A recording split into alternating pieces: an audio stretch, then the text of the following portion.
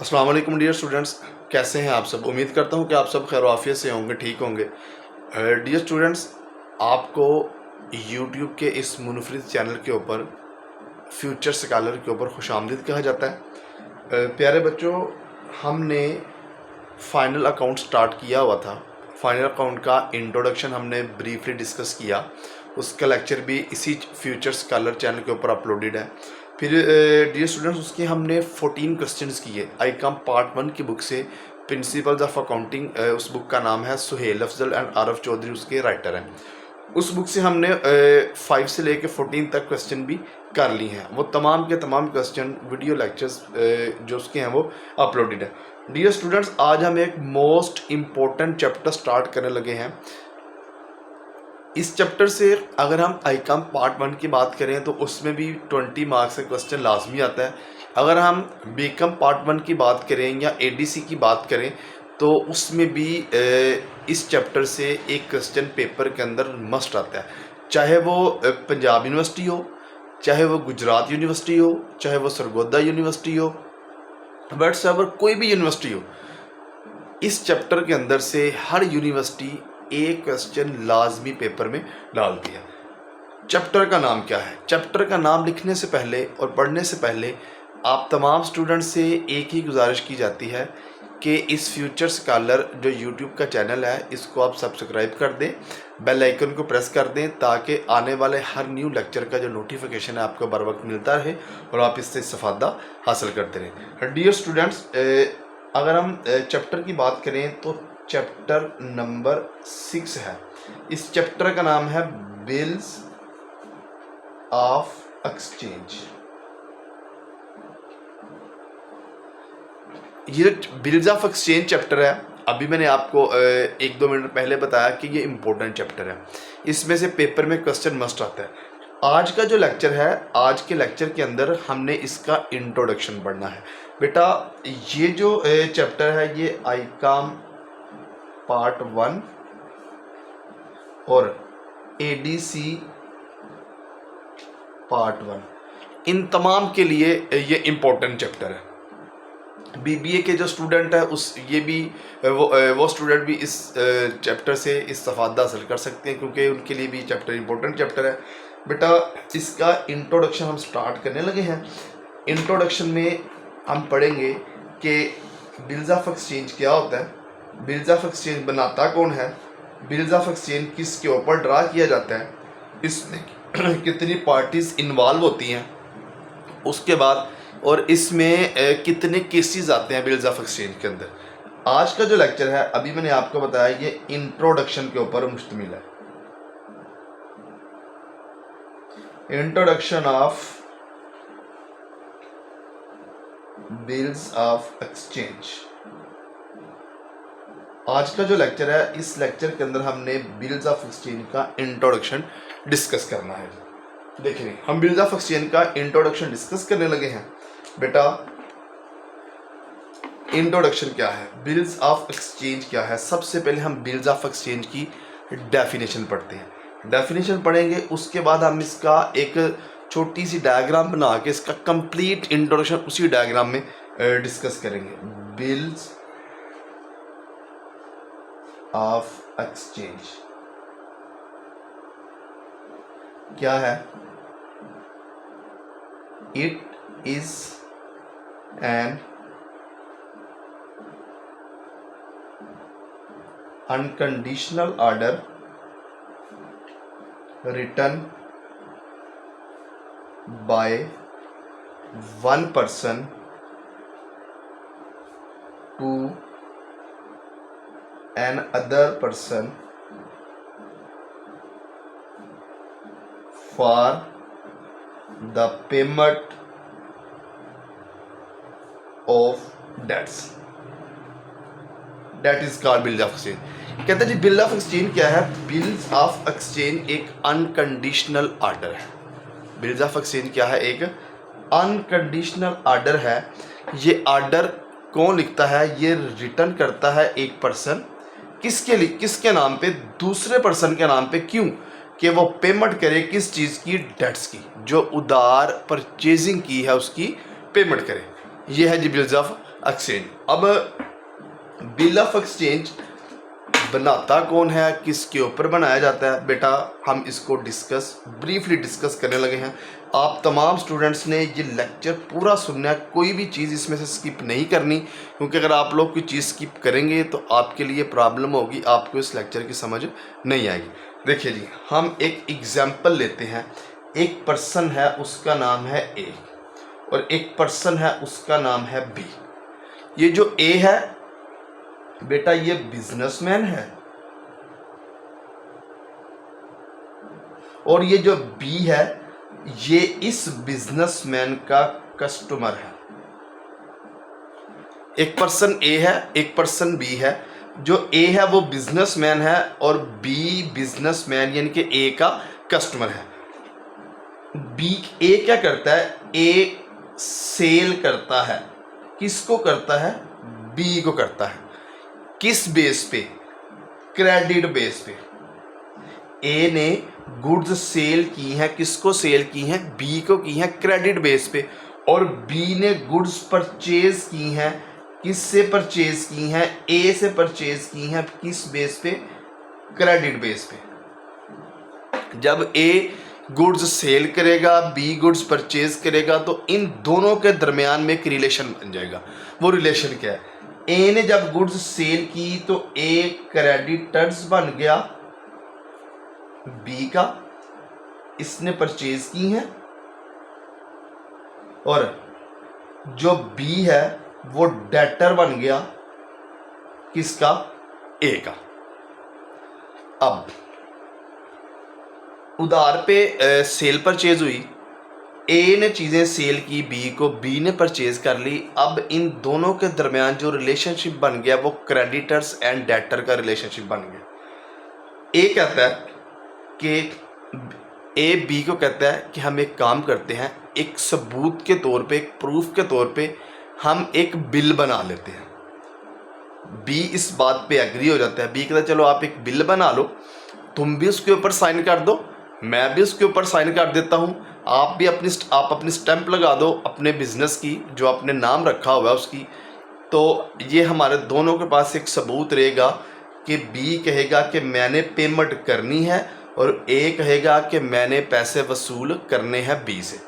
तो ये क्या होगा, क्रेडिटर जो है वो एक बिल ड्रा करेगा, इसको हम मेकर ऑफ बिल भी कहते हैं। मेकर ऑफ बिल किसके ऊपर ड्रा करेगा, डेटर के ऊपर ड्रा करेगा, इसको हम एक्सेप्टर ऑफ बिल भी कहते हैं। ये बिल बनाएगा बिल्स ऑफ एक्सचेंज, और ये जो बंदा है ये बिल्स ऑफ एक्सचेंज को एक्सेप्ट कर लेगा।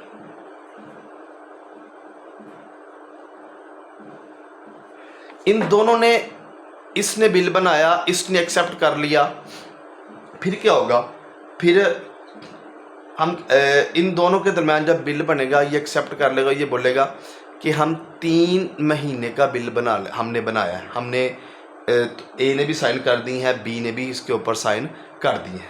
तो फिर बेटा क्या होगा, बिल बन जाएगा। जब 3 महीने गुजर जाएंगे, ड्यू डेट बिल की आ जाएगी, तो ए बी के पास जाएगा, उसको बोलेगा कि मेरे पैसे दो।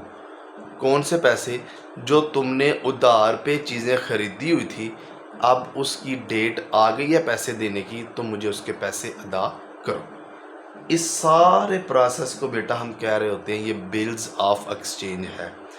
बी क्या करेगा, 2 ही काम हो सकते हैं, या तो बी ए को पेमेंट कर देगा तो बिल अनर्ड हो जाएगा, या बी ए को पेमेंट नहीं करेगा तो इसको हम कहते हैं बिल डिसऑनर हो जाएगा।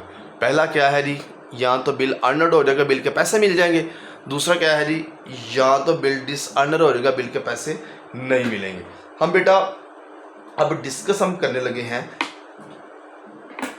कि ए ने बिल बनाया बी के ऊपर, ए को हम अकाउंटिंग की ज़बान में क्या कहते हैं। बेटा जो बंदा बिल बना रहा है उसको हम कहते हैं ड्रार, और जिसके ऊपर बिल बनाया जा रहा है उसको हम कहते हैं ड्राई, DRAWER ड्रार, जो बिल बना रहा है उसे हम ड्रार कहते हैं, जिसके ऊपर बिल बनाया जा रहा है उसे हम ड्राई कहते हैं। अब हम इसकी डेफिनेशन पढ़ते हैं, ड्रार क्या है। A person who draw the bills of exchange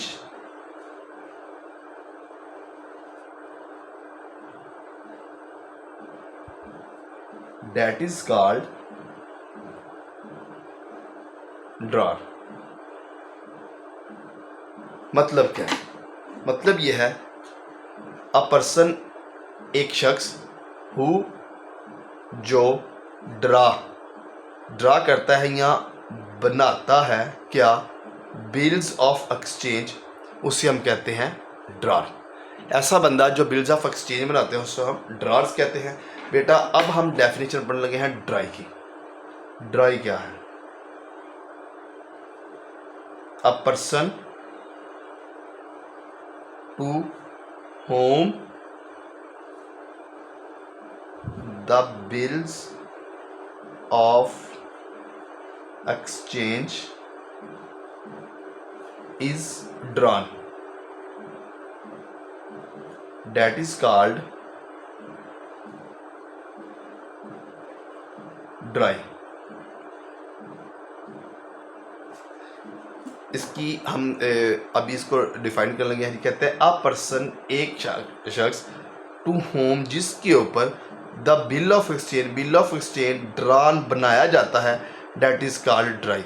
ऐसा शख्स जिसके ऊपर बिल ऑफ एक्सचेंज ड्रा किया जाता है, जिसके नाम पे बिल्स ऑफ एक्सचेंज बनाया जाता है, उसको हम क्या कहते हैं? ड्राई कहते हैं। उसके बाद इसमें बेटा एक टर्म यूज होती है पेई, PAYEE, पेई। इसकी डेफिनेशन क्या है? A person who receives the bills of exchange that is called, a person who receives the amount of bills of exchange that is called pay। ऐसा शख्स जो रिसीव करता है, वसूल करता है क्या? अमाउंट, रकम, रुपया, पैसा, किस चीज़ का? बिल्स ऑफ एक्सचेंज का। उस पर्सन को हम क्या कहते हैं? पेई कहते हैं। बेटा ये एक इसका ब्रीफ सा इंट्रोडक्शन था। उम्मीद करता हूँ कि आप तमाम स्टूडेंट को इसकी समझ आ गई होगी। बेटा हम अब इसके जो आईकम पार्ट 1 का के लेवल पे इसके 4 केसेस पेपर में आते हैं। अगर हम बीकॉम पार्ट 1 की बात करें या ADC की बात करें तो उसमें 6 केसेस पेपर के अंदर आते हैं। 6 केसेस में पेपर में आने का मतलब ये होता है कि उन 6 में से कोई 1 या 2 केस पेपर में आ जाता है। अब हम उन केसेस को डिफाइन करने लगे हैं, डिस्कस करते हैं वो केसेस कौन कौन से केसेस हैं। सबसे पहला बेटा जो केस हमारे पास है वो है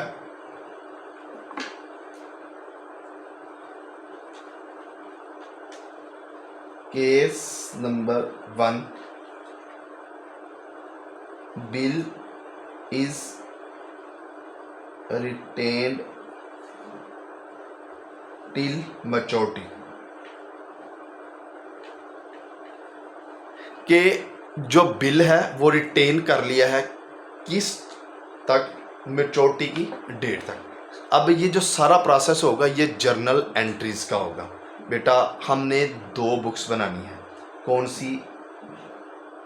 एज बुक, और साथ हम बना लेंगे बीज बुक। क्योंकि हमने जब इंट्रोडक्शन पढ़ा तो उसमें हमने यही बोला है कि एक पर्सन ए है जो बिजनेसमैन है और दूसरा पर्सन बी है जो उसका डेटर है। देखिए हम इसकी जर्नल एंट्रीज को डिस्कस करने लगे हैं बेटा। सबसे पहली एंट्री हम क्या पास करेंगे? हमारा क्वेश्चन ये है जी, सबसे पहली एंट्री क्या पास होगी? बेटा सबसे पहली एंट्री हम पास करेंगे नंबर 1 पे, when goods sold on credit to b, कि हमने बी को, हमसे मुराद है ए ने जो बी को चीज़ें सेल की है, सबसे पहले उसकी एंट्री पास करेंगे। बेटा ए एंट्री क्या पास करेगा? ए एंट्री पास करेगा बीज अकाउंट डेबिट और सेल्स अकाउंट क्रेडिट। हम सपोज करते हैं कि उसने चीज़ें सेल की हैं 5000 रुपीज़ की, 5000 से बी डेबिट और 5000 से सेल्स क्रेडिट। बी डेबिट क्यों हुआ है? बी डेटर है और डेटर्स में इजाफा हुआ है, मतलब कि आपके एसेट्स में इजाफा हुआ तो उसने हमने डेबिट कर दिया है। सेल्स बेटा आपका रेवेन्यू है, रेवेन्यू में अगर इजाफा हो तो हम क्रेडिट करते हैं। उसके बाद बी क्या एंट्री पास करेगा? बी एंट्री पास करेगा, बी ने परचेज की है, बी करेगा परचेजेस अकाउंट डेबिट और एज अकाउंट क्रेडिट 5000 रुपीज़ से। उनके परचेजेस को क्यों डेबिट किया और ए को क्यों क्रेडिट किया? बेटा परचेजेस इसका एक्सपेंस है, एक्सपेंसेस में इजाफा हो तो डेबिट होता है, और ए क्रेडिटर है किसका? बी का, तो क्रेडिटर्स लायबिलिटी होती है, लायबिलिटी में बेटा इजाफा हो तो हम क्या कर देते हैं? क्रेडिट। तो ये नरेशन क्या लिखेगा? ये नरेशन लिखेगा सोल्ड गुड्स ऑन क्रेडिट, और ये लिखेगा परचेज गुड्स ऑन क्रेडिट। दोनों ने ये नरेशन लिखनी है। ये थी बेटा पहली एंट्री, गुड्स को सेल करने की और परचेज करने की। अब दूसरी एंट्री क्या पास होगी? देखिए दूसरी एंट्री हम पढ़ने लगे। दूसरी एंट्री क्या पास होगी? दूसरी एंट्री होगी जी when bill is drawn and accepted by B। Sale purchase हो गई। सेल परचेज के बाद एक सबूत के तौर पे बिल बनाया गया है, उस बिल को बी ने एक्सेप्ट कर लिया। अब हम उसकी एंट्री पास कर लेंगे। बेटा ये थी हमारी पहली एंट्री, हम दूसरी एंट्री पास कर लेंगे। किस चीज़ की? बिल बनाया और उसको एक्सेप्ट कर लिया गया। देखें ये क्या करेगा? ये लिखेगा बिल रिसीवेबल का अकाउंट डेबिट 5000 रुपीज़ से, क्योंकि 5000 का बिल भी ना, और बी अकाउंट क्रेडिट 5000 रुपीज़ से। बेटा इसने बिल रिसीवेबल को डेबिट क्यों किया और बी को क्रेडिट क्यों किया? बेटा बी इसका पहली एंट्री में डेटर था, एसेट्स में इजाफा हो गया इसलिए डेबिट किया। अब बी इसका जो डेटर है वो कम हो गया। कैसे कम हुआ? क्योंकि इसने पहले पैसे लेने थे बी से, अब इसने पैसे बी से लेने हैं, मगर लेने किस चीज़ के हैं? बिल के पैसे लेने हैं। तो बिल रिसीवेबल हमारा एसेट होता है, बिल रिसीवेबल एसेट, एसेट में इजाफा होता है डेबिट, और ये एसेट जो है ये एसेट कम हो गया, इसलिए इसको क्या कर दिया है? क्रेडिट कर दिया। ये पर्सन क्या करेगा? ये करेगा एज अकाउंट डेबिट 5000 रुपीज़ से और bill payable account credit 5000 rupees से। इसने बेटा ए को इसलिए डेबिट किया है क्योंकि यहाँ पे इसकी लायबिलिटी थी ए, इसने ए को पैसे देने थे, इसने ए को पैसे देने ज़रूर है, मगर किस चीज़ के देने हैं? बिल के पैसे देने हैं। अब इसकी लायबिलिटी बन गई है बिल, तो ये क्या करेगा? इसकी लायबिलिटी में इजाफा हो इसने डेबिट कर दिया, यहाँ पे इसकी लायबिलिटी में कमी हुई इसने क्या कर दिया? क्रेडिट कर दिया। ये क्या लिखेगा? नरेशन एक्सेप्टेंस रिसीव्ड, तो ये लिखेगा एक्सेप्टेंस गिवन। वो नीचे मंथ आप खुद लिख सकते हैं कि कितने महीने के लिए एक्सेप्टेंस रिसीव हुई या कितने महीने के लिए एक्सेप्टेंस गिवन हुई है। उसके बाद जी तीसरी एंट्री बेटा क्या पास होगी? बिल बन गया। मैंने आपको बोला था बिल बनने के बाद दो ही काम हो सकते हैं, या तो बिल अनर्ड हो जाएगा या बिल डिसअनर हो जाएगा। हम लिखते हैं बिल इज अनर्ड, कि बिल अनर हो गया है, बी ने बिल के पैसे अदा कर दिए हैं। बेटा जब बी पैसे अदा करेगा ए को तो ए के कैश में इजाफा हो जाएगा। तो ए क्या करेगा, कैश अकाउंट डेबिट 5000 रुपीज़ से और bill receivable account credit 5000 rupees से। कैश क्यों डेबिट किया, क्योंकि कैश एसेट है, एसेट्स में इजाफा हुआ तो डेबिट, बिल रिसीवेबल भी एसेट है, यहाँ पे बिल रिसीवेबल में इजाफा होता है इसलिए करते हैं डेबिट। अब बिल के पैसे ले लिए हैं, बिल ख़त्म, एसेट ख़त्म, एसेट्स में यानी कि जिस चीज़ के पैसे लेने थे अब वो चीज़ ख़त्म हो गई है, तो एसेट्स में कमी हो गई है, एसेट ख़त्म हो गया, तो इसलिए क्या कर दिया, एसेट्स में कमी होती है ख़त्म हो, उसको हम कर देंगे क्रेडिट। ये क्या करेगा, ये करेगा बिल पेएबल अकाउंट डेबिट 5000 से और कैश अकाउंट क्रेडिट 5000 रुपीज़ से। क्या बेटा इसने कैश अदा किया, इसके एसेट्स में कमी हुई है इसलिए इसने कर दिया कैश को क्रेडिट। इसने बिल पेएबल को क्यों डेबिट किया है, दूसरी एंट्री देखें बेटा, इसकी बिल पेएबल लायबिलिटी थी, इसने अपनी लायबिलिटी को पे करना था। अब यहाँ पे इसने अपनी लायबिलिटी को पे किया, जब ये लायबिलिटी को पे करेगा तो लायबिलिटी में हो जाएगी कमी, तो जब लायबिलिटी में कमी होगी तो हम कर देते हैं क्रेडिट। तो बेटा ये इसकी नरेशन क्या लिखेगा, ये इसकी नरेशन लिखेगा बिल इज अर्नड, और ये भी लिखेगा बिल इज अर्नड, कि बिल अर्नर हो गया, बिल के पैसे अदा कर दिए गए हैं, ये इसकी नरेशन लिखेंगे। अच्छा ये था बिल इज अर्नड। बेटा एक चीज और भी हो सकती है, बिल इज डिसऑनर्ड, कि बी कहता है जाओ जो होता कर लो, मैं तुम्हें पैसे अदा नहीं करता, मेरे पास नहीं पैसे है, मैं नहीं पैसे देने। तो फिर इस केस में क्या होगा, या तो बेटा ऑनर पेपर में आएगा या डिसऑनर पेपर में आएगा, ठीक है। अब अगर बिल डिसऑनर हो जाता है तो जाहिर बात है फिर ये वाली एंट्री तो पास नहीं होगी, क्योंकि ये ऑनर की एंट्री है, इसको हम छोड़ देंगे, हम डिसऑनर की एंट्री का पास करेंगे। हम एंट्री पास करेंगे बीज अकाउंट डेबिट और bill receivable account credit 5000 rupees से।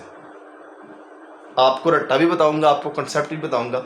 रट्टा क्या है कि जिन स्टूडेंट को अगर इसकी फॉर एग्जाम्पल समझ नहीं आती, वो ये समझे कि अगर बिल डिसऑनर हो जाए तो आपने इसी एंट्री को उलट कर देना, बी अकाउंट डेबिट और बिल रिसीवेबल क्रेडिट। अब बी डेबिट क्यों है और बिल रिसीवेबल क्रेडिट क्यों है, बेटा इस एंट्री में बिल रिसीवेबल हमारा एसेट था, एसेट्स में इजाफा हुआ तो इसलिए डेबिट किया था। अब बिल के पैसे नहीं मिले तो जो बिल था उसकी मुद्दत तो ख़त्म हो गई, एसेट तो ख़त्म हो गया, तो इसलिए जब एसेट्स में कमी होगी तो हम कर देंगे क्रेडिट। अब यहाँ पे एसेट में कमी हुई थी, हमने बी से पैसे लेने थे, ठीक है, किस चीज़ के, बिल के। अब बिल ख़त्म हो गया, अब बी हमारा दोबारा डेटर बन गया, इसलिए हमने बी को डेबिट किया कि एसेट्स में इजाफा हो, इसलिए हमने इसको कर दिया डेबिट। ये क्या करेगा, ये करेगा जी बिल पेएबल अकाउंट डेबिट और एज अकाउंट क्रेडिट 5000 रुपीज़। ये भी वही हिसाब है कि इस एंट्री का उलट कर, जब डिसऑनर का केस है।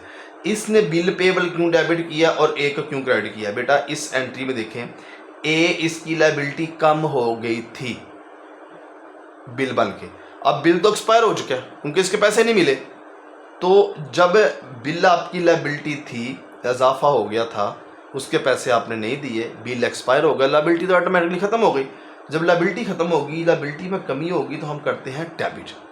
अब इसने क्या किया, इसके ऊपर एक लायबिलिटी जनरेट हो गया बी के ऊपर कि इसने ए को पैसे देने हैं, तो इस बेस की लायबिलिटी में इजाफा हुआ तो इसने ए को क्या कर दिया है, क्रेडिट कर दिया। हम बेटा इसकी नरेशन लिखेंगे बिल इज डिसऑनर्ड, ये भी लिखेगा बिल इज डिसऑनर्ड। ये बेटा इसका पहला केस था, केस नंबर 1 था bill is written till maturity. ये पहला केस हमने पढ़ लिया। उम्मीद करता हूँ आप तमाम स्टूडेंट को इसका इंट्रोडक्शन भी अच्छे से समझ आ गया होगा। इसका जो पहला केस है, इसकी जो जनरल एंट्रीज हमने पास की हैं, इन तमाम की भी आपको समझ आ गई होगी। बेटा अगर किसी स्टूडेंट को समझ नहीं आई, किसी का कोई क्वेश्चन है तो आप कमेंट सेक्शन में पूछ सकते हैं, या इसी चैनल के ऊपर मेरा व्हाट्सअप नंबर भी मौजूद है, आप मुझे व्हाट्सअप करके कॉल करके पूछ सकते हैं, इंशाल्लाह आपको इसका आंसर किया जाएगा। नेक्स्ट वीडियो में आपको केस नंबर 2, 3 और 4 समझाया जाएगा। मिलते हैं एक नई वीडियो के साथ, तब तक अपना ख्याल रखिएगा। अल्लाह हाफ़िज़।